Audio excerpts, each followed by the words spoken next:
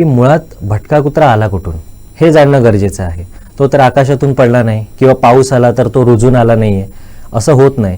तर आपल्याच समाजातील काही लोकांनी आपल्याकडे एक फिमेल पाळलेली आहे, तिला पिल्लं झाली, तर त्या पिल्लांचं करायचं काय? मग ती त्यांना उचलून फिश मार्केटजवळ, चिकन सेंटर्स, रेस्टॉरंटच्या आजूबाजूला किंवा अशी एखादी वस्ती असते त्या वस्तीमध्ये ती पिल्लं सोडली जातात या हेतूने की त्या वस्तीमध्ये एखादा कोणतरी व्यक्ती असेल जो त्यांना खायला घालेल.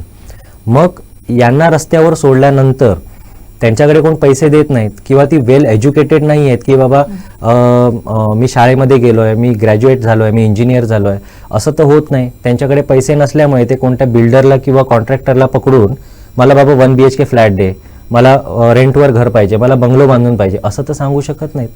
मग त्यांना जिथे डम केलंय त्या परिस्थितीमध्ये आणि त्या ठिकाणी ते वाढतात आणि 1-1.25 वर्षानंतर जी फिमेल आहे ती पिल्लं देण्याच्या लायक बनते आणि ती ॲट अ टाइम म्हणजे 6 महिन्यातून एकदा पिल्लं काढते आणि वर्षातून 2दा, आणि ती एका वेळी 6 ते 8 पिल्लांना जन्म देऊ शकते.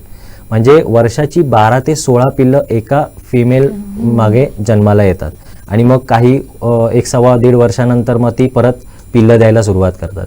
यामुळे ही आकडेवारी वाढत गेलेली आहे.